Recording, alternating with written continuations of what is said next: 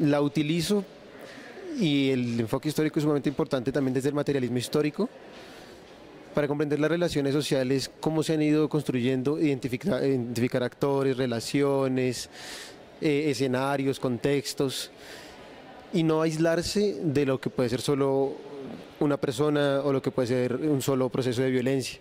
Al examinar el país, si no miramos la historia desde el siglo antepasado, no entenderíamos por qué estamos en un contexto violento. Tampoco entenderíamos cuál es la importancia de resolver este conflicto armado si no vamos a sus raíces, si no nos devolvemos por lo menos 60 años e incluso más. Entonces, eso es lo que nos permite y ese es, digamos, ese valor fundamental que Diferentes tiene la métodos. historia. Uno de ellos puede ser una parte histórica, de la cual se retoma la parte, lo que ha sucedido con anterioridad para mirar qué debilidades se han tenido y mejorarlas y continuar con las fortalezas. De esta manera pues se conoce con anterioridad qué ha pasado, qué cosas buenas se pueden tener, continuar o qué cosas malas o hay que mejorar. Esto sirve para mejorar la convivencia, el desarrollo humano, la mejoría social y económica de los habitantes de la localidad. Ciencia política tiene más una relación con la historia que con la memoria, porque le apunta más a la construcción de verdad que a la manera como yo recuerdo las cosas y cómo las comprendo atendiendo a los problemas que tengo en el presente. Sin embargo, la memoria es muy importante para los relatos asociados con el conflicto interno armado, con la construcción de paz, o sea, y ahí juega y tiene una centralidad, y hay enfoques eclécticos que construyen la historia acudiendo a las fuentes orales, pero eso no se llamaría memoria como tal, sino sería parte de las fuentes que se toman en cuenta en la reconstrucción de un texto de carácter histórico. En la disciplina histórica es un aspecto fundamental, porque tú lo que haces es, primero, antes se concebía la historia como un trabajo a partir de documentos, ¿no? Alguien que había escrito algo, alguien que había testimoniado acerca de algo o los documentos que quedaron, por ejemplo, de un proceso judicial, ¿no? Entonces esos archivos. Pero con el tiempo la disciplina histórica se ha venido ampliando en sus perspectivas, de manera que ahora incluye cosas, por ejemplo, como la historia oral y la memoria de ciertas comunidades o de ciertas personas. Es decir, fuentes que hace algunas décadas hubieran sido descartadas por no ser consideradas de rigor histórico, por ejemplo como la memoria de una persona, desde ya hace un considerable tiempo tienen como una carta de identidad dentro de la disciplina, ¿no? Entonces tú puedes acudir a esas fuentes y no estar en peligro de que tu investigación o de que tu trabajo sufra los ataques, digamos, de personas que consideren que no es una fuente viable. Es decir, la memoria hoy, dentro de la disciplina histórica, es fundamental. Bueno, hay muchas formas, con la historia de vida, con un trabajo con entrevistas centrado en unos temas concretos, con un trabajo también etnográfico de conocer la forma como la gente vive en sus comunidades, en los barrios de la ciudad, acercándose a la experiencia cotidiana de moverse en la ciudad, por ejemplo. Yo no trabajo violencia ni esos temas de memoria histórica que están como tan fuertes hoy, pero sí trabajo con otros temas, con movilidad y con historia de la ciudad, historia urbana. Entonces, en ese tema, por ejemplo, la historia de la ciudad no es solamente la historia de los gobernantes, de las instituciones, sino también la historia de los barrios y de la gente que no escribe nunca libros de historia, o que no está presente en el discurso público, digamos, de los medios de comunicación. Entonces, ¿cómo se hace? Entrevistando a la gente, conversando, caminando con ellos. Eso es lo que hacemos. Cantidad de gente, cuando trata de evocar el pasado, por lo general no recurre al discurso histórico, sino al discurso literario, ¿no? Entonces, si uno le preguntara a cualquier persona, por ejemplo, ¿qué sabes tú de la masacre de las bananeras? Inmediatamente un colombiano pues promedio acudiría a la imagen de García Márquez en Cien Soledad del tren que pasa todas las noches llevando cadáveres para arrojarlos al mar como si fueran banano de desecho, ¿no? Eso desde un punto de vista histórico pues es difícil de sostener, ¿no? La la mortandad tendría que haber sido de cientos de miles para poder tener esa imagen. Pero efectivamente tú cuando hablas con alguien, esa imagen literaria es la que está configurando la memoria colectiva, ¿no? Entonces... Siempre la historia, digamos, ha modelado cuerpos, ha modelado mentalidades, ha modelado maneras de pensar, ¿no es verdad? Y en ese sentido, pues antes y hoy, digamos, la historia ha sido, digamos, un factor determinante para comprender comportamientos, para comprender patrones de conducta, para comprender, digamos, maneras de pensar.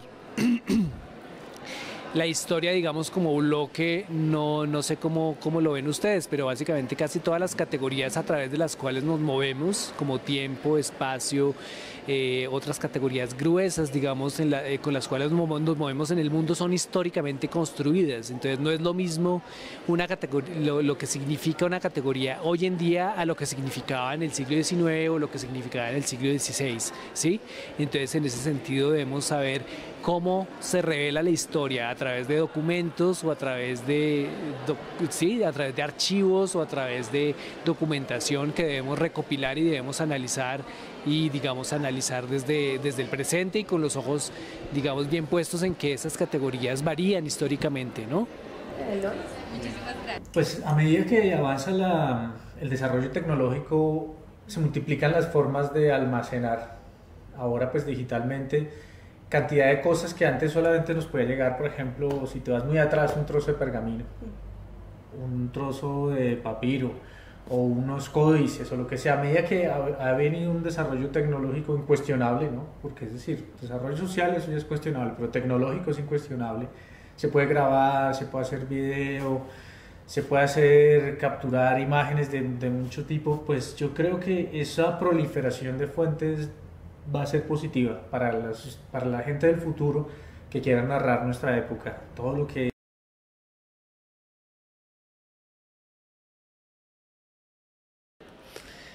Toda historia depende de quién la cuente y de cómo la cuente.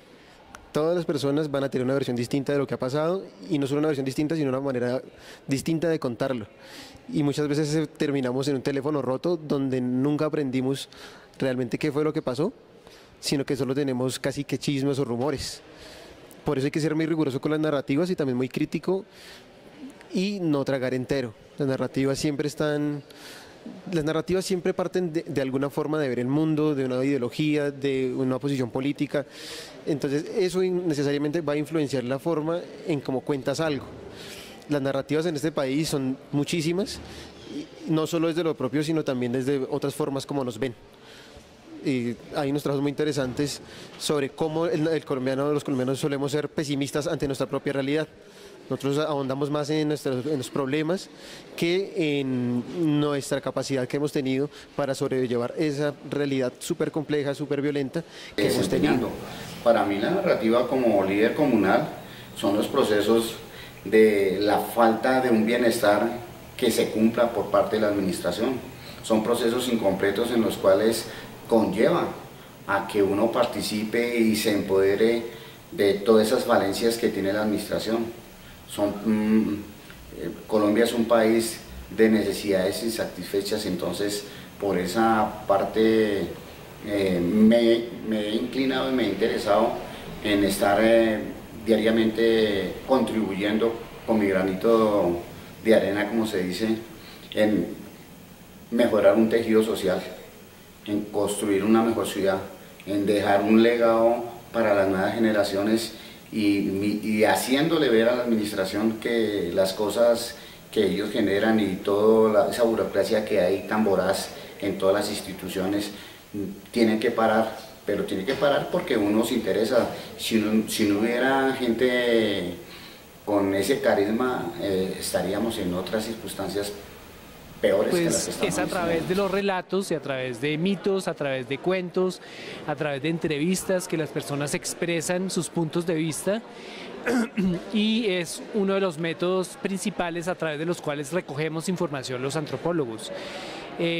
Básicamente no podemos decir que las narrativas sean lineales, ni prehechas, ni no problemáticas. Las personas están hablando desde el presente sobre su pasado o están elaborando en el presente sobre las experiencias que han tenido, digamos, a lo largo de sus vidas, y en ese sentido, pues como entrevistadores debemos ser muy respetuosos de precisamente no pretender que nos cuente lo que nosotros queremos, sino que libremente la persona narre, ¿no es verdad?, lo que en ese presente está, digamos, pensando de su punto de vista. Hay una cantidad de problemas con la entrevista y que tienen que ver con las asimetrías, con los, digamos, diferentes posiciones entre entrevistador y entrevistado, y lo que debemos hacer como antropólogos es atenuar todo ese tipo de asimetrías e interferencias en el ejercicio de la entrevista, ¿no?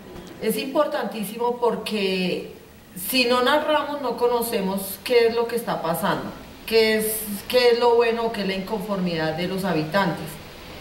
Entonces, los escuchamos y luego nosotros podemos narrar, contar a los otros compañeros o a las otras personas lo que hay o lo que no hay. La política es una forma de narrar y producir sentido, o sea, en alguna excepción, porque la política puede verse como en el debate entre la política y lo político, y la política sería el Estado, las instituciones y los mediadores entre la sociedad y las estructuras, y lo político serían las relaciones de poder y los juegos y las luchas que se dan en el seno de la sociedad.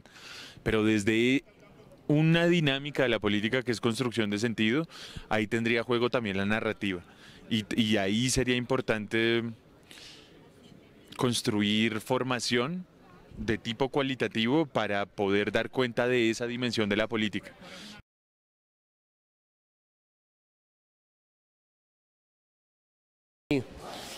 Entonces la narrativa es algo que siempre hay que mirar con mucho cuidado, que siempre hay que ponerlo bajo la lupa, porque eso nos puede llevar a tomar diferentes caminos. Casi que cada persona te cuenta algo y es un camino distinto, y eso va a producir que vayas a tomar una vía diferente, y pues ya es según también cómo lo quieras ver.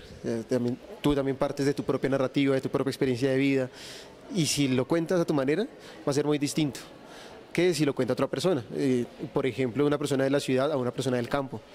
Las narrativas y cómo suceden las dos realidades en la actualidad son muy distintas, cada persona lo va a ver de manera muy distinta, pero lo va a contar de manera también. Va a ser un país que va a entrar en un caos, en un desorden, porque se pierde la ética, se pierden los valores. Entonces, para la reconstrucción del ser humano tiene que partir de todas esas como bases para que haya una formación, una integridad, y que sepamos de partir de eso y valorar lo que este país realmente y eso tiene. Es empezando fundamental para construir relatos que tengan en cuenta la cotidianidad de los barrios, la manera como las víctimas recuerdan los procesos, o sea, otras dinámicas que no son propias de la academia, que se basa en los lenguajes que maneja el poder, que son sobre todo los de construcción de datos, de cifras, para dar en escenarios de construcción de política pública debates, que yo creo que eso es importantísimo, pero que no es lo único.